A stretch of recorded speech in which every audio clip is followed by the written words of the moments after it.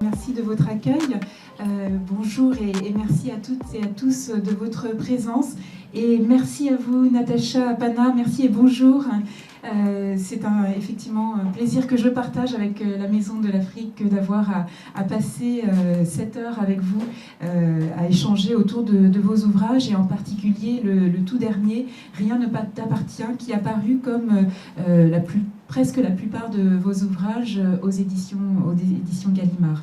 Natacha Apana, alors, je ne sais pas si on m'entend peut-être un peu fort. Est-ce qu'il est possible, excusez-moi, de baisser un peu le son ? C'est bon? C'est pas trop fort? D'accord. On a l'oreille. D'accord, c'est pour ça que je me posais la question. Alors, excusez-moi, donc je vous propose un temps qui va se dérouler comme ci. Donc j'aurai un temps d'échange avec Natacha Apana, et après je vous inviterai, si vous le souhaitez, à échanger directement avec elle, que vous ayez déjà lu ses ouvrages ou pas. Peut-être que ses propos entraîneront une certaine résonance pour vous, et donc dans ce cas-là, vous serez bien sûr les bienvenus pour intervenir. Alors je vais vous retracer brièvement votre parcours avant qu'on revienne sur certains points qui me semblent importants à développer lorsqu'il s'agit de parler de votre parcours. Vous êtes donc né à l'île Maurice. Vous descendez de ce qu'on a appelé les Indiens engagés, et je vous demanderai de revenir dessus et de me préciser ce dont il s'agit. Vous avez été élevé aussi dans plusieurs langues. Alors le créole mauricien, le français et l'anglais que vous apprenez à l'école, mais là aussi c'est quelque chose sur lequel j'aimerais que l'on puisse revenir. À 17 ans déjà, très jeune, vous remportez un premier prix de nouvelles qui peut-être va vous lancer dans cette voie de l'écriture. Une voie de l'écriture qui prend tout d'abord, à la suite de vos études que vous menez à Paris, qui va d'abord vous mener vers la voie du journalisme. Vous écrivez tout d'abord pour Le Mauricien, Weekend Scope, qui sont des journaux mauriciens, et puis en France pour Géo Magazine, Air France Magazine, Viva, et vous intervenez également à la radio. Et puis, en 2003, c'est l'écriture, la parution de votre premier roman, Les Rochers de Poudre d'Or, qui doit beaucoup justement à l'histoire de votre famille et à ce parcours qui les a menés depuis l'Inde jusqu'à l'île Maurice. Suivront ensuite plusieurs ouvrages. Blue Bay Palace, qui va explorer l'envers du décor touristique, de la carte postale, avec une histoire d'amour contrarié entre une jeune fille et le fils du directeur de l'hôtel. La noce d'Anna va explorer la relation entre une mère et sa fille le jour du mariage de cette fille. Le dernier frère va nous emmener à Maurice pour découvrir un épisode méconnu de l'histoire mauricienne, celle de l'arrivée et de la rétention de 1500 juifs qui ont été empêchés d'aller en Palestine dans les années 40, et de l'amitié qui va naître entre un petit garçon mauricien et un petit garçon tchèque retenu donc dans ce camp. En attendant demain, repart en France, va explorer les relations entre un couple mixte, lui français, elle mauricienne, tous deux habités par un désir de création, une belle réflexion sur le couple. Et puis en 2018, je crois, ou 2017, Tropique de la violence, ce roman qui va s'intéresser d'assez près aux enfants des rues, plus précisément aux mineurs isolés, ces enfants migrants livrés à eux-mêmes dans les rues de Mayotte. Et puis enfin, Une année-lumière, un recueil de vos articles, et plus près de nous, Le ciel par-dessus le toit en 2019, et Rien ne t'appartient en 2021, dont nous allons parler tout à l'heure. Ce sur quoi je souhaitais revenir, Natacha Apana, c'est déjà ce parcours qui a été celui de vos ancêtres, ce parcours qui a nourri votre premier roman, Les Rochers de Poudre d'Or. Je les ai nommés tout à l'heure Indiens engagés. C'est à la fois ce qui a mené votre famille à Maurice, ce qui a fondé votre premier roman. Est-ce que vous pouvez nous en parler et nous dire ce dont il s'agissait? Oui, bonjour. Alors, Les Rochers de Poudre d'Or est en effet mon premier roman, mais je me souviens que mon objectif n'était pas du tout de parler de ma famille. Je sais qu'on dit souvent que les premiers romans sont autobiographiques. Je voulais absolument faire le contraire. Je voulais vraiment raconter quelque chose dont j'avais l'impression qui était absente dans le monde francophone. Dans la littérature anglophone, il y a beaucoup de romans qui parlent d'Indiens. Je sais, je ne parle pas très fort. D'Indiens qui quittent l'Inde. En réalité, c'est l'engagisme. En anglais, c'est l'Indentured Labour. L'engagisme a commencé dès le 19e siècle entre les Anglais et les Français qui détenaient beaucoup de colonies. L'Inde était colonie britannique. Et pour remplacer les esclaves noirs dans les champs de canne, après l'abolition de l'esclavage, ils ont inventé, mis en place une sorte je ne sais pas comment on pourrait appeler ça, un traité économique pour faire venir cette main-d'œuvre diverse et large de l'Inde vers différentes colonies, que ce soit anglaises ou françaises. Donc il y a eu à peu près 1 million d'Indiens qui ont été concernés dans l'espace de 50 ans à peu près. Et donc, ils partaient des ports indiens et ils atterrissaient soit à l'île Maurice, soit à La Réunion, soit dans les Antilles, les Caraïbes, même en Afrique du Sud. Donc, ce qui explique beaucoup la diversité, je veux dire, le monde de diaspora indienne. Et mes grands-parents paternels sont nés, eux, à l'île Maurice. Ce sont leurs parents à eux qui sont arrivés au début du siècle. Et mes arrière-grands-parents maternels sont eux, quand je dis le début du siècle, c'est au début du 19e. D'accord, oui. Pardon, du 20e. Du 20e. Et mes grands-parents maternels, mes arrière-grands-parents maternels sont eux arrivés à la fin du 19e. Voilà. Mais moi, j'ai toujours... alors, ce qui est très... ce que je trouve encore très intéressant, c'est que je connaissais ces histoires-là, mais en même temps, je ne les connaissais pas. Parce que ce n'était pas, en tout cas dans ma famille, ce n'était pas quelque chose sur lequel on s'apesantissait. Il y avait comme ça une envie de tout à fait faire autre chose. Par exemple, mes parents sont allés à l'école, sont plutôt éduqués. Il n'y avait pas du tout il y avait un lien un peu nostalgique ou alors peut-être quelque chose de l'ordre de comment dire, de l'arrière-plan, oui, d'un décor comme ça, mais ça n'était pas quotidien. J'entendais des histoires, j'entendais les choses qu'ils racontaient, mais je ne me suis jamais définie par rapport à l'engagisme. Je ne me suis jamais dit, voilà, mes grands-parents ont fait ça, sont venus de l'Inde. Et en réalité, c'est quand j'ai commencé à vivre en France que ça m'a paru de plus en plus important, notamment parce que la question qu'on me posait et qu'on me pose toujours, même si c'est un peu moins, c'est tu viens d'où?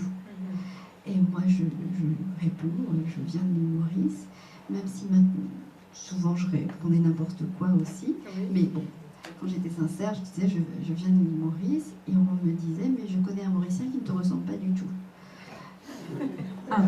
Oui. Un Mauricien. Un Mauricien, oui, bien évidemment, je connais un Mauricien qui ne te ressemble pas du tout, et je me mettais à expliquer qu'à l'île Maurice, en effet, il y a des personnes comme moi d'origine indienne, des personnes dont les grands-parents viennent de Chine, d'Europe, d'Afrique, ils peuvent être très, très différents.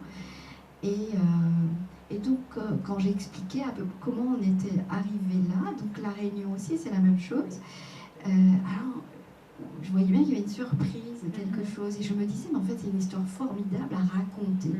C'est presque le point de départ pour moi d'un vrai grand roman d'aventure.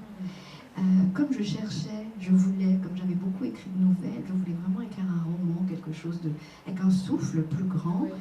Donc, j'ai commencé mes recherches comme ça, sans jamais demander à mes parents ou à mes grands-parents. Malheureusement, mes grands-parents étaient déjà décédés. Et je n'ai, dans ce livre-là, sauf 2 anecdotes, je n'y ai jamais mis du mien. J'ai vraiment fait une recherche, j'ai vraiment imaginé tout un monde. Et puis surtout, j'avais vraiment à cœur, dans ce premier roman, de... il y a toujours eu une sorte d'idée reçue sur ces Indiens qui m'a un peu gênée. C'est qu'ils étaient tous pauvres, ils ne savaient pas ce qu'ils faisaient, ils pensaient qu'ils allaient trouver de l'or sous les rochers, ce qui est vrai pour certains. Mais il y en avait beaucoup aussi qui cherchaient à fuir, qui cherchaient à aller ailleurs. Il y a une princesse qui fuit dans votre roman. Oui, voilà, c'est pas une princesse, oui, plutôt de sang noble. Et je voulais raconter vraiment une sorte de diversité de la migration, de la transhumance dans ce premier roman. Alors cette diversité, je vais rester un instant justement sur votre parcours, cette diversité que vous soulignez pour ces Indiens qui sont venus, mais également sur cette société mauricienne. Cette diversité, elle se traduit aussi par la langue. J'ai évoqué tout à l'heure le créole, le français et l'anglais que vous appreniez à l'école. Je ne sais pas si c'était tout à fait juste. Dans quel bain linguistique baigniez-vous quand vous étiez à Maurice ? En effet, comme moi je viens d'une famille plutôt typique mauricienne, à la maison nous parlons créole, donc c'est ma langue maternelle, bien que maintenant, ayant moi-même des enfants, je ne sais pas si c'est ma langue maternelle, parce que je parle français à mes enfants. Voilà, c'est des questions que je me pose, hein, voilà, c'est autre chose. Mais j'ai vécu longtemps avec ma grand-mère, qui elle parlait créole et 2 autres langues indiennes, et à force de la côtoyer, j'ai fini par comprendre ces langues-là. Et je regardais beaucoup la télé avec elle. Et, elle regardait une télé indienne ou... Non, elle regardait des séries, je ne sais pas, voilà, mais elle avait une patience infinie et donc elle me traduisait. Et voilà, donc j'ai fini par, tout ça a fini à, voilà, j'ai fini par comprendre de langue indienne. Ma mère, qui a été professeure toute sa carrière, me parlait souvent français à la maison, et mon père, je ne sais pas, par compétition pour faire l'équilibre, me parlait anglais. Et donc aujourd'hui, je pense que c'est par compétition, mais bon, c'est pas grave. Et donc moi, mais ce n'était pas, et je ne sais pas, c'est une chance, moi je considère que c'est une chance, parce que je n'ai jamais imaginé, conçu, perçu une langue comme étant supérieure à une autre. En revanche, les premières belles histoires, ce que moi je considère belles histoires, que j'ai lues, les premières histoires qui m'ont ouvert le cœur, la tête, qui m'ont fait comprendre qu'il y avait, qu'en ouvrant un livre, on pouvait voyager, enfin bon, c'était en français. D'accord. Et je pense que ça a été déterminant pour moi dans le choix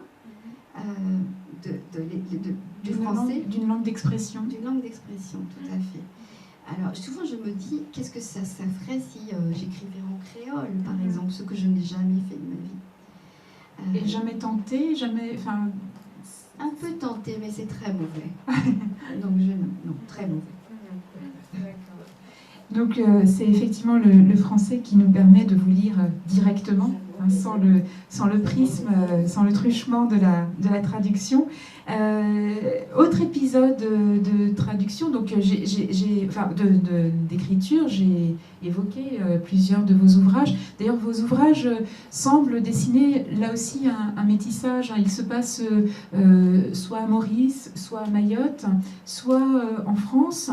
Et en France peut-être avec une famille française sans attache particulière, ou ce couple mixte En attendant demain. Donc ça aussi, c'est cette fluidité du passage d'une langue à une autre que vous décriviez. J'ai le sentiment qu'on la retrouve aussi dans les emplacements géographiques de vos ouvrages, et avec un certain naturel, en fait, vous passez d'une région du monde à une autre. Mais vous savez, quand j'ai publié Les Rochers de Poudre d'Or, alors c'est un premier roman, donc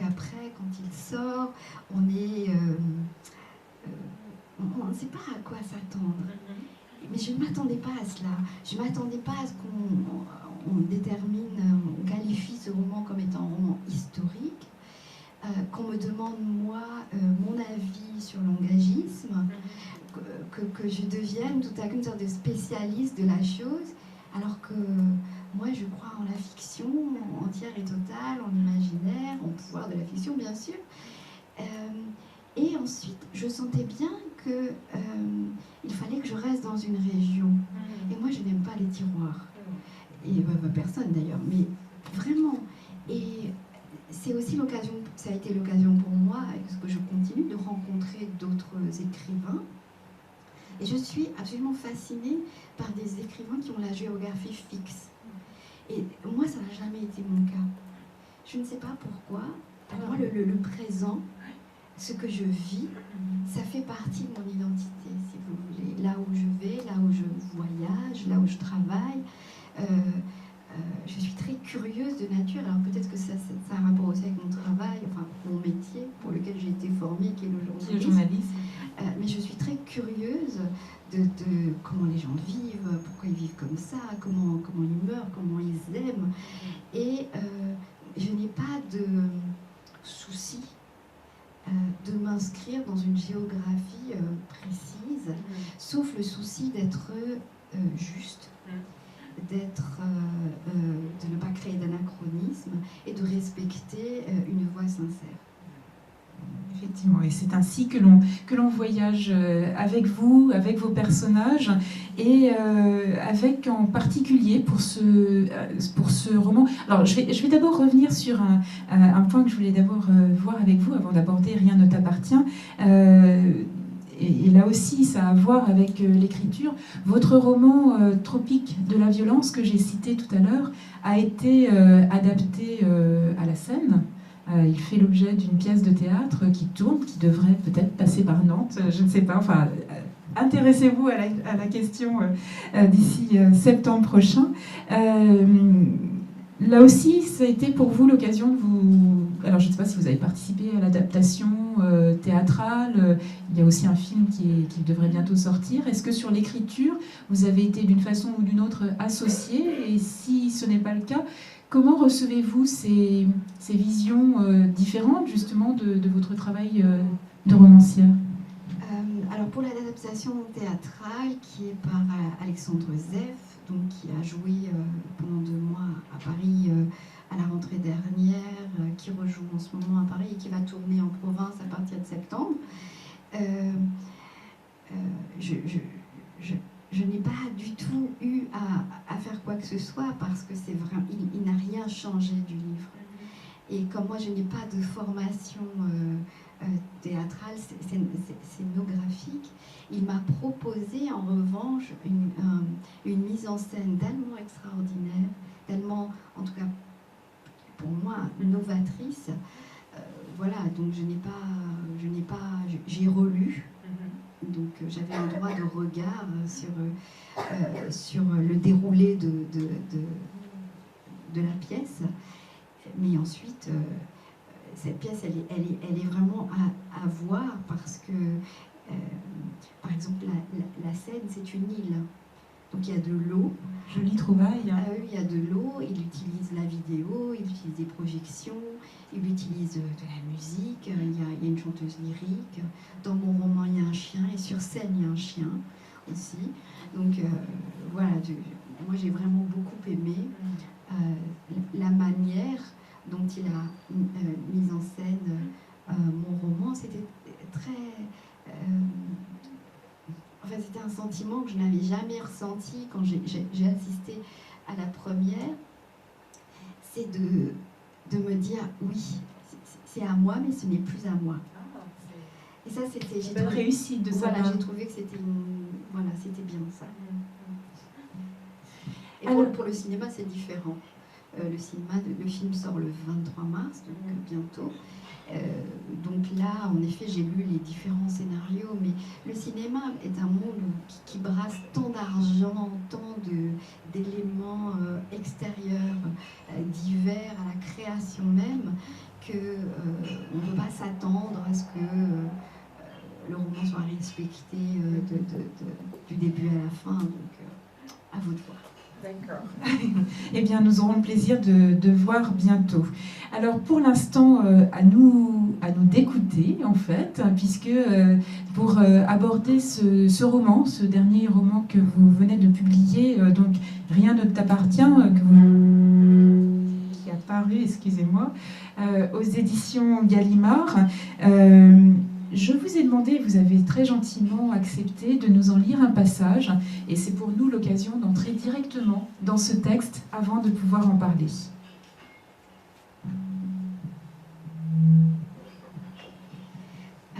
C'est un passage assez au début, quand cette femme se retrouve en prise avec une sorte de mémoire qui lui remonte et dont elle ne sait quoi faire.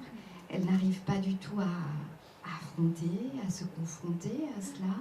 Et de temps en temps, son corps lâche. Et son corps se souvient avant. De quelque chose d'avant. D'avant. Et je dirais même que son corps se souvient avant que son esprit ne se souvienne. Elle a été une danseuse. Et donc voilà, c'est cette scène-là. Les bras pliés devant ma poitrine, paume apparente, index et pouce de chaque main se formant un œil en amande, les autres doigts tendus, les pieds et genoux ouverts. Tate. Je tends un bras vers la droite en frappant le pied droit. Tate. Je tends l'autre bras vers la gauche en frappant le pied gauche. Tam. Je ramène les deux bras. Dites. Bras droit devant. Taille. Bras gauche devant. Tam. Les paumes à nouveau devant mes seins. Encore un peu plus vite. Taille tam. Dites taille tam. J'ai déjà dansé sur ces syllabes. Je ne sais pas d'où elles viennent ni ce qu'elles signifient. Mais devant le garçon, elles sortent de ma bouche, c'est du miel. J'ai le souvenir d'une pression ferme sur ma tête pour que je continue à danser bas, pour que je garde les jambes pliées, ouvertes en losange. D'un doigt seulement, on redresse mes coudes pour que mes bras restent à hauteur de mes épaules. D'un autre, on relève mon menton. Tat-taïtam, dit-taïtam. Merci beaucoup. Alors, je ne sais pas si on m'entend bien, si je porte suffisamment la voix, parce que je crois que nos deux micros font un effet à l'arsène, et donc, non, gardez le vôtre, gardez le vôtre, et si on m'entend bien, sinon vous me le direz, j'en reprendrai un. Merci beaucoup pour cet extrait, Natacha Apana. Donc, cet extrait qui se situe au début de votre roman, Rien ne t'appartient, et où on voit cette femme littéralement saisie par cette danse qui lui vient de loin. Cette femme, c'est Tara, du moins le croit-on. C'est Tara, c'est le prénom qu'elle porte, et elle vient de vivre un deuil. Son mari est mort, et on la voit donc dans ce moment de deuil, ce moment qui est très singulier. Que se passe-t-il autour d'elle? Son salon semble être englouti, les eaux montent, quelque chose se passe de très physique.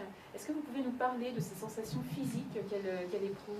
Oui, le début du roman est comment dire, c'est une atmosphère très moite, c'est une atmosphère presque glissante. Il y a eu beaucoup d'eau, beaucoup de pluie pendant 3 semaines.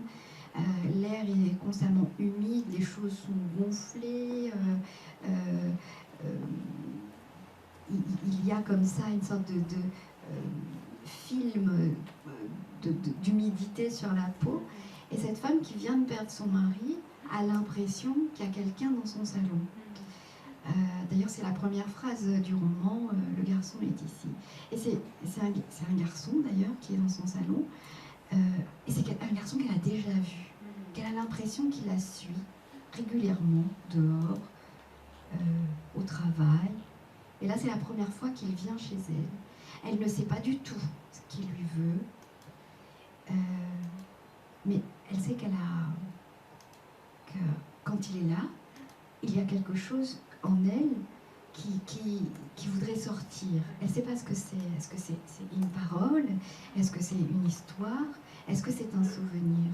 Et donc, dans la première partie de ce texte, qui se passe la nuit, parce que là, quand elle voit le garçon, c'est le crépuscule et elle va passer la nuit avec ce garçon-là, avec cette apparition ou cette réalité-là. Elle va lutter contre cette mémoire qui remonte, contre tout ce que ce garçon évoque, ce que ce garçon lui rappelle. Et elle lutte. De temps en temps, elle se rend compte que, non, elle n'a pas nettoyé depuis des lustres. Son appartement est dans un état terrible. Elle commence à ranger, puis d'un coup, elle retombe dans une sorte de réminiscence d'avant, et puis elle se réveille. Et comme elle attend son beau-fils, il faut qu'elle se dépêche. Et c'est cette première partie, en réalité, d'une sorte de guerre intime qu'elle mène avec elle-même, avec une autre part d'elle-même qui est là et qui attend qu'elle... parce que c'est le moment. C'est le moment pour se souvenir, c'est le moment pour raconter, c'est le moment pour dire la vérité. Alors ce moment qu'elle va franchir, si on m'entend, dites-moi si vraiment vous ne m'entendez pas, ce moment qu'elle va franchir, déjà par la danse qui revient, une musique qu'elle a déjà entendue, cette danse va la ramener des années en arrière, en Inde, dans une région qui n'est pas nommée, où elle se souvient, enfin, la mémoire affleure, elle se souvient avoir été enfant. Alors, c'est tout d'abord un monde enchanté, enchanteur, que vous semblez dessiner, même si, d'emblée, on sait que rien n'est immuable. Vous l'écrivez, hein, comment pouvait-elle savoir que cela ne serait pas immuable? C'est dit tout de suite. C'est tout d'abord un monde très chatoyant, de couleurs, d'odeurs, de goût. On la voit, petit enfant, aimer, et c'est très sensuel la façon dont vous parlez de la douceur, du lait de coco, de la mangue, de l'astringence, du salé, des épices. Il y a ce mélange d'abord très, très foisonnant au niveau des sens, et c'est comme ça aussi, c'est par les sens, c'est la danse qui l'avait fait revenir à ce monde, et c'est les sens qui nous font entrer dans ce monde. Oui, c'est intéressant que vous disiez que ça se passe en Inde, parce que pour moi, ça ne se passe pas en Inde. D'accord. Mais c'est très bien, parce que le contexte n'est pas spécifié dans ce récit, et il n'est pas spécifié, je vais le dire exprès, pour que chacun imagine, y mette du sien. Et puis après, peut-être qu'on en parlera de ça. C'est aussi une histoire de précision de contexte que je ne voulais pas préciser, enfin, je ne le voulais pas pour ce texte-là. Il est vrai que la partie de son enfance, en tout cas la partie jusqu'à ses 13 ans, à peu près 13-14 ans, est une partie presque merveilleuse. Mais merveilleuse dans la manière dont son enfance est complexe et dans la manière dont son enfance va constituer un creuset pour elle, un socle d'intégrité, de savoir, de non-jugement des autres, qui va expliquer comment cette femme-là va rester debout une grande partie de sa vie malgré tout ce qui lui arrive. Et cette partie-là, pour moi, elle était essentielle parce qu'elle dira beaucoup de la manière dont cette Tara, qui s'appelle Vijaya aussi, va raconter son histoire. Elle raconte son histoire par ses sensations. La manière, en effet, dont elle mange quelque chose, elle sent quelque chose, elle regarde quelque chose, le souvenir de l'empreinte d'une main sur son épaule, exactement, la manière dont son corps a été sculpté et musclé par la danse, la manière dont elle aime la première fois un jeune homme. Tout ça, pour moi, c'était vraiment une... Vous savez, quand on écrit une histoire, plein d'écrivains ont dû vous le dire, il y a, bien sûr, il y a la chose qu'on veut dire, il y a le contexte, mais il y a aussi la voix. Comment raconter? Quel est le bon fil tiré? Quel est le ton que va employer ce personnage. Est-ce que c'est le jeu, c'est le tu, c'est le il, enfin. Mais c'est l'endroit où l'écrivain se place pour raconter cette histoire-là. Et à partir du moment où j'ai compris que son endroit, c'était son corps, à ce moment, elle a eu cette voix-là. Donc, quand elle arrive à se souvenir, c'est son corps qui parle. Et pour moi, tout ce qui se passe c'est une enfant qui est élevée par des parents très particuliers. Une enfance singulière, effectivement. Très, oui. Un père à la fois athée, qui se veut très rationnel, mais une mère qui est peut-être une sorcière, oui, une forme de sorcière que l'on vient consulter. Absolument. Elle a une enfance complexe pour cela, parce qu'elle est seule, elle n'a aucun ami.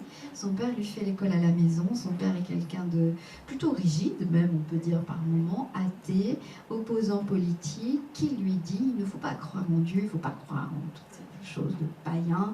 C'est la science, c'est les mathématiques, il lui fait l'école de manière extrêmement rigoureuse.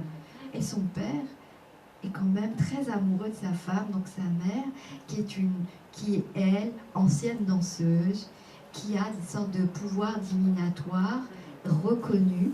Et quelques jours par mois, les gens viennent la voir pour qu'elle lise dans les lignes de la main, pour qu'elle lise dans les cartes, qu'elle leur tire les cartes. Et elle doit se tenir éloignée de cette mère-là à ce moment-là. Donc elle vit comme ça. Ses meilleurs amis sont la cuisinière et le jardinier. Voilà. Elle se fait tout un monde. Elle attend sa prof de danse. Et donc dans ce grand amour, cette complexité du savoir, et aussi la conscience que c'est pas parce que les choses ne sont pas palpables qu'ils n'existent pas. Elle a conscience de ça très très vite.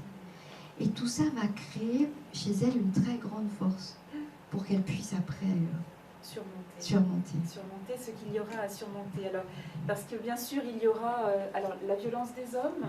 On ne va pas peut-être en parler très précisément. Il va y avoir une cassure dans son monde.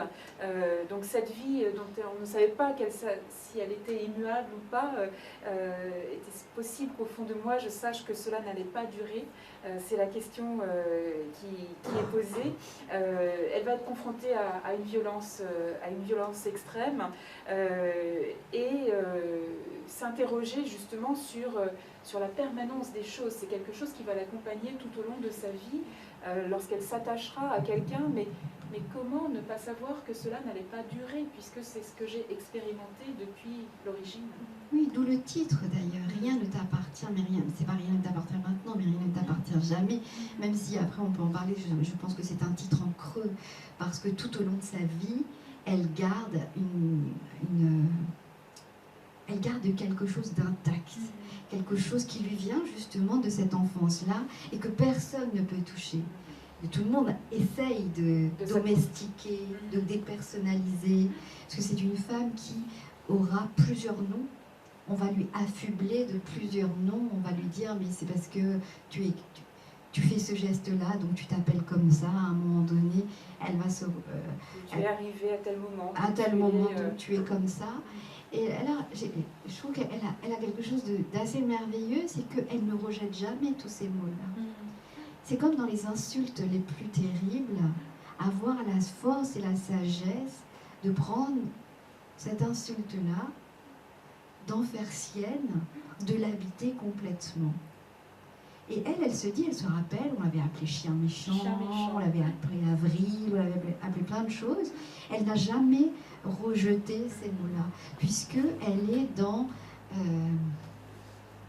l'impermanence. Parce que son intégrité est ailleurs, parce que son intégrité n'est pas portée par son prénom qui change effectivement, son identité, ces identités qu'on lui assigne, cela ne détruit pas son intégrité personnelle et profonde et intime. Et moi je crois vraiment que c'est grâce à son enfance, grâce à cette multiplicité des versions même de l'histoire. Même si à un moment, elle s'adresse à ses parents et elle leur dit « Mais vous ne m'avez jamais préparé à cela. Pourquoi vous ne m'avez pas dit ce que c'est que être une fille de ce pays. Pourquoi? Alors qu'elle a dû, elle, apprendre. D'ailleurs, même beaucoup plus tard, quand elle est tout à fait une autre personne, vivant tout à fait une autre vie, elle est à un moment seule avec la nature et elle se souvient des leçons de son père sur la nature et elle continue ces leçons-là dans la tête comme si elle était dans un débat avec son père. Elle se souvient, elle dit « il me disait que c'était comme ça, mais moi je crois que ce n'était pas comme ça ». Et c'est comme si elle avait déjà une vie parallèle et qu'elle menait les deux de front. Il y a ce passage que j'aimerais bien que vous nous lisiez de nouveau pour qu'on entende justement cette voix de cette femme et puis qui s'interroge justement sur ce qui lui a été transmis ou pas. Est-ce que vous permettez que je lise tout le chapitre parce que je me dis que c'est très violent, d'accord, très frontal. Ah oui, bien sûr. Oui, oui, bien sûr. Donc là, c'est vraiment le milieu du roman, quand il y a ce moment de bascule entre cette enfance merveilleuse et complexe et diverse et son autre vie. Et son autre vie, oui.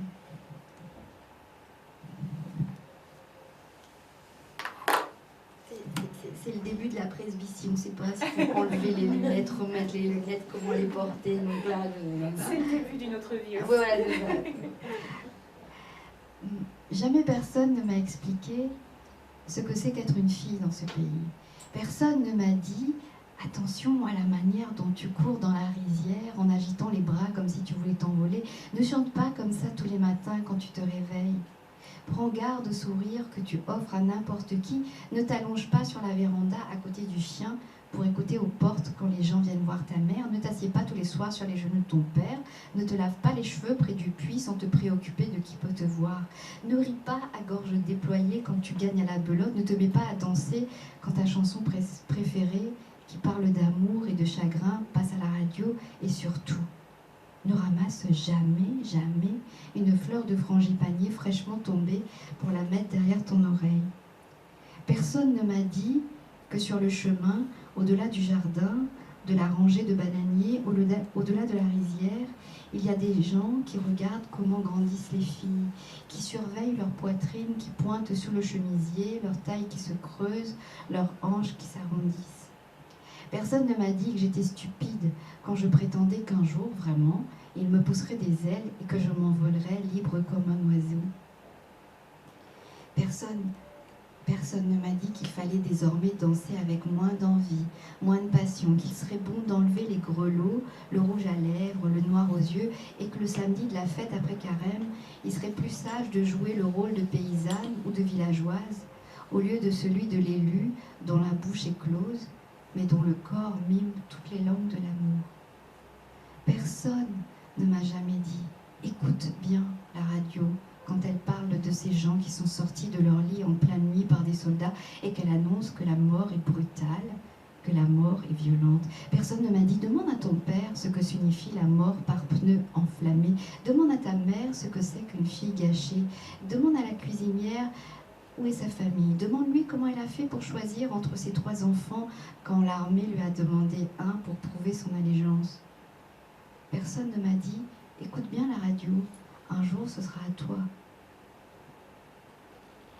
À genoux. Personne ne m'a dit « Profite de ce ciel, de cette terre, de cette eau pendant qu'il est encore temps. Vautre-toi dedans, plonge, avale, étouffe-toi un peu. Bientôt ce sera fini. Bientôt tu sauras ce que c'est une fille de ce pays. » Une fille de ce pays, qui donc n'est pas nommée. Donc ce passage terrible donc, qui ouvre cette nouvelle vie où il va y avoir encore des soubresauts, mais là je laisserai bien sûr les lecteurs et lectrices les découvrir. Vous le disiez, Natasha Apana, votre personnage, cette Vijaya ou Tara, va avoir la force de se réinventer, de surmonter en ayant justement conservé quelque chose de son ancienne vie. C'est un motif qui, me semble-t-il, revient souvent dans vos ouvrages. Vos personnages sont souvent dans la réflexion, ou dans l'obligation d'avoir ce que l'on pourrait appeler une seconde vie. Non pas une vie totalement différente de l'autre, quoique là il y a vraiment un avant et un après très, très clair, mais peut-être apprendre à retrouver ce qui, dans cette première vie, vous permet quand même de poursuivre la seconde. Oui, la question du choix, constamment. La question de ce moment de bascule que parfois on ne remarque pas, où il y a ce avant après, où la vie ordinaire devient extraordinaire. Et moi, je trouve que c'est dans ces moments de bascule-là que la fiction peut vraiment se déployer. Je me souviens, par exemple, mon deuxième roman, vous avez parlé de ça, c'était une histoire d'amour entre deux personnes. Et ça m'a été inspiré par une photo que j'ai vue. C'était un fait divers. Et j'avais l'impression que, que la photo, en tout cas la fille qui était sur la photo, vivait ce moment-là. Vivait ce moment où sa vie, tout ce qu'elle a pensé, tout ce qu'elle a imaginé, ça n'existait plus. Et elle devait à nouveau tout refaire, tout réapprendre, tout repenser. Voilà, moi j'aime beaucoup ça. Cette idée oui. de renaître, de renaissance en quelque sorte. Pas tout le temps de renaissance, mais c'est l'idée de refaire de soi autre chose, de renaître à soi-même en réalité. C'est d'ailleurs le sens du prénom que se donne un de vos personnages dans votre précédent roman, dont je souhaitais aussi parler, Le ciel par-dessus le toit, où l'on voit une jeune femme, Eliette, dans une première vie, se renommer elle-même. Là, ce n'est pas comme dans le cas de Tara ou de Vijaya, quelqu'un qui lui assigne un prénom, mais c'est elle qui se réinvente en phénix, elle qui a dû surmonter une enfance bien singulière, où la danse a d'ailleurs eu beaucoup de place. Le chant, la pause, et qui, elle, à son tour, essaye de transmettre une révolte, une autre vision du monde à ses enfants, et qui peu à peu comprend que ce n'est peut-être pas tout à fait ce qu'elle doit, qu'elle peut transmettre. Oui, c'est vrai, ce sont deux histoires très différentes, hein, mais Eliette a été une sorte de mini-miss, une Lolita, que ses parents mettaient en scène, faisaient chanter, maquiller, pour donner des spectacles. Et elle choisit vraiment son prénom. Mais par rapport à ce que je ne veux pas dire, c'est-à-dire elle fait quelque chose. Oui, ça on ne dira pas. Voilà. Il y a aussi un avant et un après. Tout à fait. Mais elle, je trouve que encore plus que Tara, c'est une femme d'une puissance infinie parce qu'elle décide que comme elle a énormément souffert dans son enfance, elle ne veut plus de ça. Elle ne veut plus de cet amour collant, trop présent, poisseux. Et elle décide de vivre quand même dans une sorte de laideur, alors qu'elle-même, elle est très belle. Elle vend des pièces détachées, elle ne s'occupe pas de sa maison, son jardin est dans un état terrifiant. Elle prend vraiment le contre-pied de cette enfance-là. Donc c'est un personnage aussi qui à la fois aura cette seconde partie de vie et devra la réinventer, mais c'est aussi un roman qui explore, là encore, l'intensité des sentiments et ce que l'on peut transmettre malgré soi. Parce qu'il y a un très beau duo de frères et sœurs, portés par un amour alors qui peut être dramatique, mais qui sera riche et très beau. Et vos romans disent cela aussi, la force du sentiment, et je dirais le sentiment en dépit de ce qui peut arriver, en dépit des erreurs d'adresse, avec comme par exemple cette phénix qui se trompe dans ce qu'elle doit transmettre ou pas à ses enfants. La force des sentiments est extrêmement décrite. Hein. Il y a l'amour malgré tout que Tara a reçu et qui lui permet de survivre. Et puis cet amour entre les deux enfants de Phénix aussi qui est douloureux, pudique, mais extrêmement présent. Oui, dans Le ciel par-dessus le toit, c'est un livre de non-dit, c'est un livre où le dialogue n'existe pas, c'est un livre où les gens ne se parlent jamais. Et je dois avouer que c'est un livre qui a été très difficile à écrire pour moi parce que il était tout. C'est un livre un peu kaléidoscopique, parce que chacun se regarde constamment, mais je réfléchissais beaucoup au mode d'emploi de l'amour, si vous voulez, au mode d'emploi de comment bien aimer quelqu'un, comment l'aimer correctement. Et quand je dis correctement, c'est comment l'aimer comme il voudrait qu'il soit être aimé. Et ça, je trouve ça très difficile à atteindre dans la vie de manière générale, mais aussi dans essayer de décrire cela. Et dans Le ciel par-dessus le toit, tout le monde est aimé, mais personne n'est aimé comme il voudrait être aimé. Elle aurait voulu autre chose, sa fille voudrait autre chose, son fils voudrait autre chose. Et à chaque fois, ces personnages croient bien faire. Il n'y a jamais de méchanceté ou de malveillance. Non, on a toujours l'intention de faire mieux que ce qu'on a reçu. Et en réalité, c'est jamais tout à fait ça.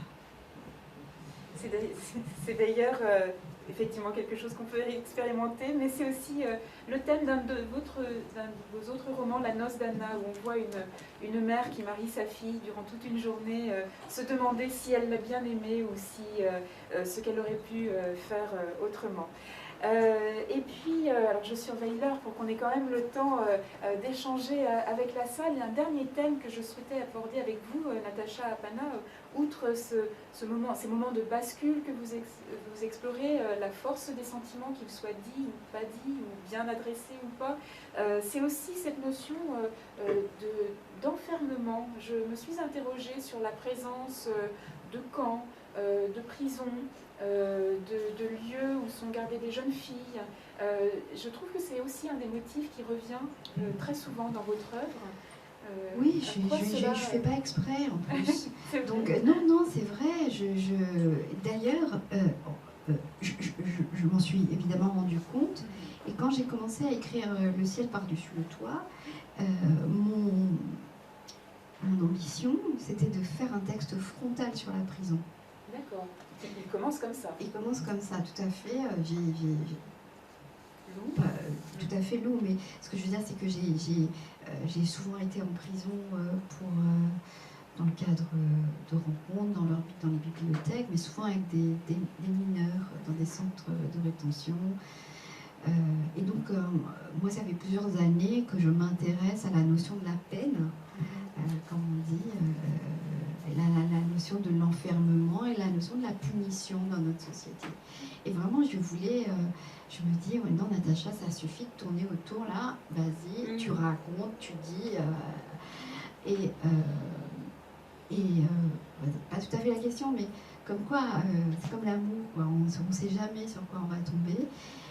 Donc, je demande à faire ce qu'on appelle des stages d'observation dans des quartiers mineurs ou dans des centres d'enfermement pour mineurs, les CEF, enfin, il y a toutes sortes de sigles. Et on me refuse plusieurs fois pour X raisons. Et il y a une maison d'arrêt qui accepte en Normandie, à Caen. Et donc là, c'était une très vieille maison d'arrêt. Autrefois, les maisons d'arrêt étaient au centre des villes. Aujourd'hui, les maisons d'arrêt sont construites excentrées. Et voilà. Donc à Caen, il y a encore une maison d'arrêt. Et alors, ce qui est assez formidable, c'est que le quartier mineur, en fait, c'est un étage. Donc c'était au deuxième. Et donc au premier, on voit les majeurs. Et au troisième, on voit les majeurs. Ils sont séparés par un filet. Donc lui, il accepte que je vienne plusieurs heures par semaine, non pas rencontrer, mais observer. Moi, je suis journaliste, je sais comment ça marche, je ne veux pas être là et demander alors, ça fait quoi d'être rempli? Non, pas du tout. J'ai pas du tout envie de cette sorte de voyeurisme-là, curiosité malsaine, j'ai pas du tout envie de ça. Je voulais vraiment parce que j'avais vraiment l'idée de mon personnage principal déjà en tête, Lou. Je voulais vraiment savoir comment les choses se passent, quels sont les bruits, comment ça sent, comment ça marche, qui s'occupe de qui fait quoi dans la prison, comment ça marche quand on arrive là, qui vous reçoit, enfin... Être très concrète. Pour tous mes romans, de toute façon, j'ai une grande partie de recherche où les choses doivent être très concrètes dans ma tête, même si je ne le dis pas. Et le premier jour de mon stage, j'arrive en avance, comme aujourd'hui, hein, en avance, et c'est le jour des visites. Et là, il n'y a que des femmes. Et je me dis, mais non, je vais raconter l'histoire de sa mère. Je vais pas raconter son histoire. Et c'est malgré moi, je me dis pourquoi il y a toujours que des femmes qui viennent visiter et qu'est-ce que c'est que la femme d'un garçon comme ça. Donc voilà, je n'ai pas pu le faire frontalement et je pense que Le ciel par-dessus le toit est un livre sur l'empêchement, sur l'emprisonnement en soi. Mais vous avez raison, depuis le début, depuis tout le temps, il y a un lieu, d'ailleurs dans le dernier, Rien ne t'appartient, j'ai été assez surprise, mais en même temps, pourquoi je suis surprise par ça c'était pour un article que je faisais ça, j'avais remarqué que dans tous les pays, de tous les temps, de toutes les époques, pays dits développés, pas développés, rien à voir, il y a toujours un lieu où on enferme les jeunes filles, toujours. Que ce soit les jeunes filles qui désobéissent, les jeunes filles qui ne se comportent pas correctement. Donc voilà, ce sont des choses parfois qui viennent à moi sans que je le cherche. Et on le retrouve effectivement dans Rien ne t'appartient. Alors, j'en ai parlé à Natacha Apana. Je propose à présent, si le public le souhaite, que des personnes puissent s'adresser directement à vous, oui, soit que, encore une fois, que vous ayez lu ces livres ou pas, ou seulement le dernier, mais peut-être qu'on peut avoir ce petit temps d'échange avant de clore notre entretien. Est-ce que certaines personnes souhaitent revenir sur ce qui a été dit ou faire part d'une émotion, quelque chose que vous avez pu déjà éprouver à la lecture? Madame? En fait, Natacha Apana a parlé du fait de rencontres avec des mineurs dans les prisons, ça ou dans... Oui. Du coup, ils avaient lu vos romans. Parce que je sais que moi, les élèves lisent Le Dernier Frère, c'est quelque chose qu'ils choisissent souvent, quand on fait des projets de lecture, ils choisissent souvent celui-là. Oui. Et je me demandais comment ces jeunes-là, ils avaient reçu, ils en avaient lu, ils ont échangé sur vous sur cette question. Alors, je n'ai pas échangé sur Le ciel par-dessus le toit, j'ai beaucoup échangé sur Le Dernier Frère. Voilà. Le Dernier Frère, donc, est un roman qui raconte... juste un contexte historique, en 1940, il y a des bateaux qui veulent quitter l'Europe pour rejoindre Haïfa, alors sous mandat britannique. C'est des bateaux de juifs, bien sûr, et il n'y a plus de place, en fait. Il y a tout un drame dans le port d'Haïfa en 1940. Et donc, il y a un bateau qui s'appelle l'Atlantique, dont l'accès est refusé.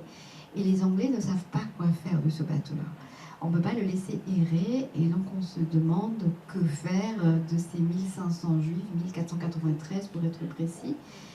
Et l'île Maurice étant colonie britannique à cette époque, ils décident de le diriger vers l'île Maurice. Et là, ce que je trouve, moi, ironique, mais l'histoire se répète tout le temps, c'est que quand ils arrivent à l'île Maurice, ils sont considérés comme étant des immigrants illégaux, des immigrés illégaux, parce qu'ils n'ont pas de papier. Et donc, ils sont enfermés dans une prison. On retrouve un camp. On retrouve. Et là, c'était une prison de droit commun. Hein. Aujourd'hui, ça l'est encore. Les femmes et les hommes sont séparés. Et donc...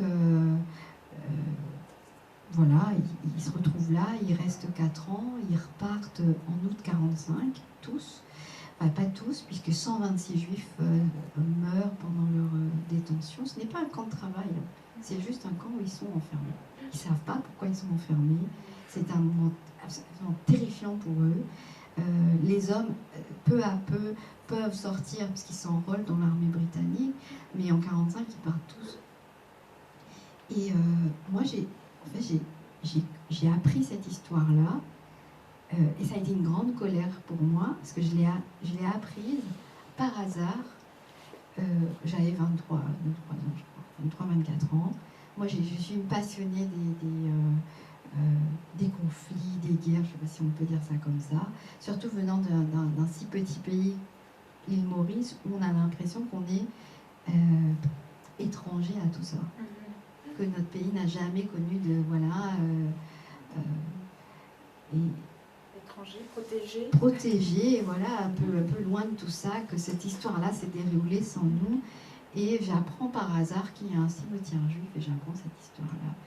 Et moi, je garde toujours une sorte de frustration, colère, que quand j'étais au lycée, au collège, à l'île Maurice, on nous parlait de la Seconde Guerre mondiale, personne ne nous a raconté cette histoire. Personne ne nous a dit qu'il y a un cimetière. Moi, je suis passée des centaines de fois le long de ce chemin, parce qu'il mène à une plage. Jamais on m'a dit ça. Et donc, voilà, à partir de là, je raconte l'histoire d'un petit garçon juif qui rencontre un garçon mauricien. C'est une histoire imaginaire. Et donc, j'ai beaucoup échangé sur les mineurs en prison là-dessus. Alors, c'est très particulier, hein, les mineurs en prison. Et moi, je respecte ça parce que, et ça, c'est une des choses qui me touche toujours encore, c'est qu'ils parlent rarement de leur enfermement. Ils sont là, et en général, on reste 1 heure, 1 heure et demie, 2 heures. Et on a l'impression que le temps est très long et très court à la fois. Très long parce que il y a une sorte de tension dans l'air. Ils vous regardent différemment, ils regardent le surveillant différemment, ils vous parlent différemment. Et puis il y a tout les premières minutes, c'est des premières minutes de test pour savoir qu'est-ce que vous voulez réellement, de quoi vous voulez parler, est-ce que vous êtes curieuse et tout. Et quand nous parlons de ça, du dernier frère, c'est souvent la question de l'enfance qui revient. C'est jamais la question de l'enfermement. C'est la question de l'ignorance de l'enfance. Qu'est-ce qu'on apprend quand on est enfant? Qu'est-ce que c'est qu'un enfant battu, puisque un des personnages est un enfant battu? L'alcoolisme, par exemple. Ça, ce sont des questions qui reviennent. Mais quasiment jamais sur la prison. Parfois, les adultes relèvent l'injustice de l'enfermement, mais pas les jeunes. Est-ce qu'il y a une autre intervention? Quelqu'un souhaite... Monsieur? Est-ce que vous pouvez nous dire comment le profil de la violence a été reçu à Mayotte? Alors, comme livre, très mal. C'est vrai? Non, pas très mal. Ça a été très divisé. C'est presque une partie. Il y a 2 librairies. D'ailleurs, c'est assez significatif. Il y a 2 librairies à Mayotte. La première avait le livre partout en vitrine, et la seconde refusait de le vendre. Donc, il y a eu voilà, des avis très partagés. Ça a fait l'objet de beaucoup de débats, beaucoup de rumeurs sur moi, en fait, la plus grande rumeur qui est devenue une sorte de vérité dans l'île, c'est que je n'ai jamais vécu à Mayotte. Alors que vous veniez de passer 2 ans? Oui, j'ai passé 2 ans, et un peu plus, puisque je suis retournée après. Et puis il y a une rumeur que je trouve marrante, moi, c'est que je suis la femme du préfet. Je trouve ça sympa. Pourquoi pas? Pourquoi pas? Et que, voilà, que j'ai plein de bougainvilliers dans ma cour. J'ai trouvé ça sympa. Gardez les bougainvilliers. Voilà, exactement. Peut-être pas le mari, mais bon, après, on ne sait jamais. Mais non, mais voilà. Et, non, tout ça pour dire que je n'avais aucune légitimité à parler de ça. Alors que, et ben, après, il y a une autre partie qui a vraiment beaucoup aimé, beaucoup ressenti les choses.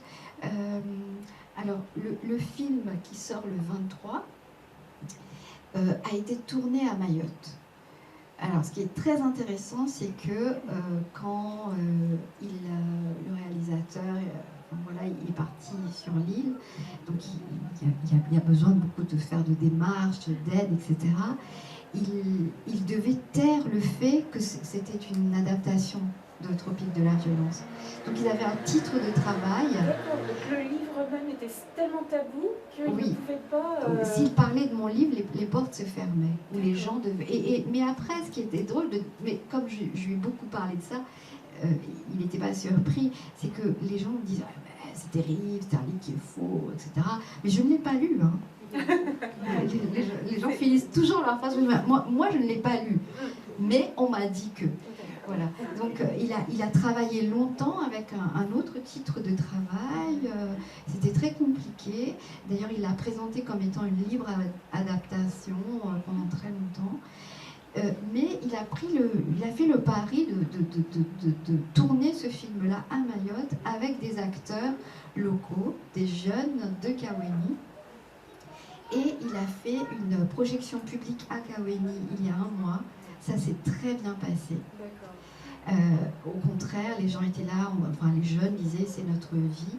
Et moi j'avais remarqué ça, parce que j'avais fait énormément de rencontres avec des lycéens à La Réunion. Je suis un peu persona non grata à Mayotte. Enfin, parce que j'ai eu tellement d'insultes, de violences. C'est allé très loin. Oui, c'est allé très loin, donc je préfère pas... Voilà. Comme mon mari n'est pas préfet, donc je préfère ne pas y aller. Mais oui, c'était assez violent, oui. C'était assez violent, c'est triste aussi. Et donc à La Réunion, il y a beaucoup de Comoriens, de Mahorais, et il y avait des rencontres très violentes dans les lycées où je n'arrivais pas à saisir, si vous voulez, c'est ça que je ne comprends pas, ce que je ne comprenais pas, pourquoi ça gênait. Alors, quand vous atterrissez à Mayotte, aéroport, vous prenez le journal gratuit là, qui est distribué. En une, c'est un fait divers, c'est une agression, c'est une violence. Je ne comprenais pas pourquoi ce livre-là était aussi décrié, ou alors était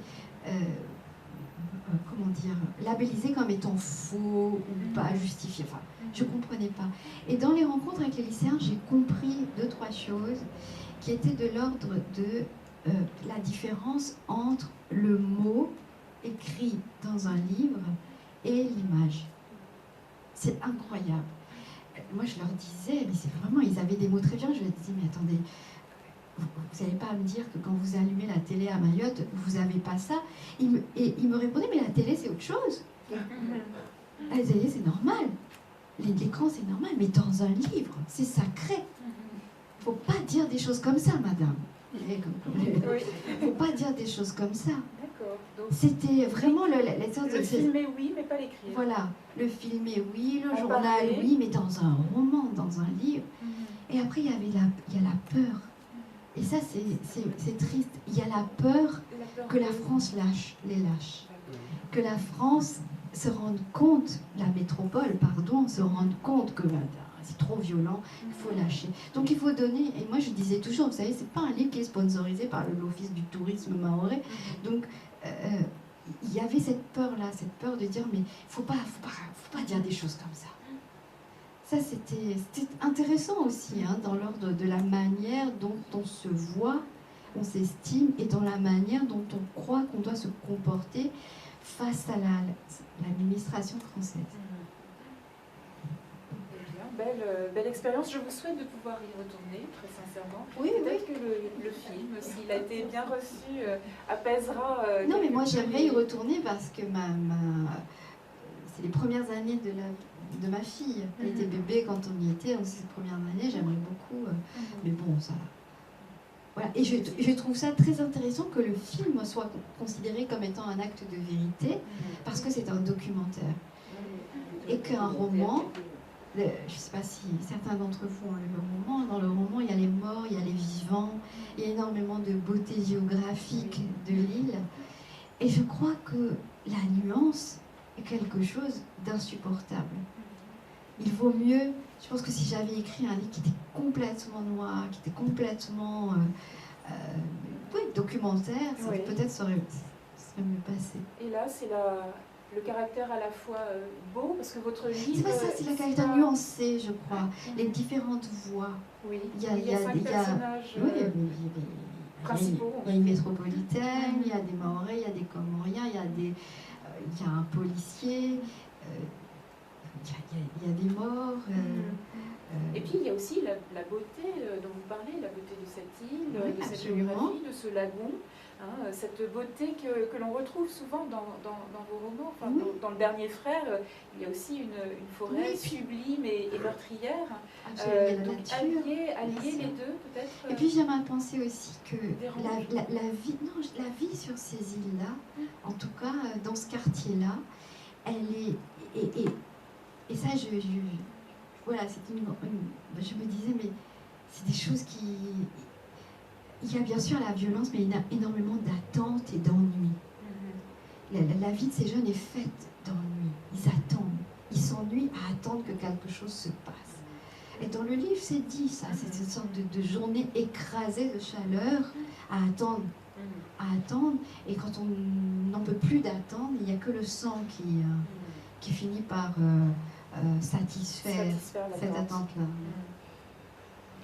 Alors nous avons encore le temps de prendre une petite dernière question, s'il y en a. Je ne sais pas si quelqu'un souhaite intervenir. Oui, madame. D'abord, je voulais vous remercier. Merci à vous. Très heureuse de vous voir venue. Je voulais savoir si vous aviez, dans votre, justement, entre cette part de liberté qu'on a dans la création, justement, on essaye de suggérer des étiquettes géographiques. Ça peut être, c'est une femme qui l'a écrit, ça peut être beaucoup de choses. Et en même temps des attaches et des origines. Est-ce que vous sentez un devoir envers quelque chose, envers une identité quelconque? Un devoir envers une identité, non. Mais je me sens un devoir de bien faire mon travail. Vraiment. L'écriture est un temps long. Et moi, je n'écris pas que des histoires. Vous voyez, bien sûr, il y a des écrivains qui sont là pour écrire des histoires. Et des lecteurs aussi qui sont là pour écouter une belle histoire. Pour moi, la littérature, c'est la manière dont on raconte une histoire. C'est la manière dont quelqu'un parle. C'est la perspective particulière. Et c'est ça, pour moi, qui fait littérature. C'est le respect d'une voix. On n'a pas parlé de ça pour Rien ne t'appartient sur le contexte. Parce que moi, voilà, c'est la légitimité de la voix. Pour moi, ce sont des choses aujourd'hui qui sont encore plus importantes qu'une voix soit juste. Une fois, je trouve que ces questions-là sont intéressantes. Par exemple, pour Le Dernier Frère, c'est un homme de 73 ans qui parle. Si je ne travaille pas cela, si je ne travaille pas cette empathie-là envers lui d'abord, envers ce qu'il est d'abord, ce qu'il ressent, ce qu'il a vécu, la manière dont il a parlé, à ce moment, mon identité ne sert à rien. C'est ce que je pense, hein. C'est pas un avis populaire, je crois. Mais en tout cas, je vois bien comment je travaille. Je vois bien que d'abord, ce n'est pas moi, c'est le personnage, c'est la personne qui va dire son histoire. Est-ce que cette histoire, elle est nécessaire ? Il y a 500 livres à chaque rentrée littéraire. Il faut quand même qu'il y ait une sorte de nécessité à raconter une histoire et qu'elle soit originale, en tout cas pour moi, elle soit particulière, et puis ce temps long-là, que ce souffle-là reste. Merci, c'est très justement dit. Merci beaucoup, Natacha Pana. Merci à vous. Merci pour votre retour.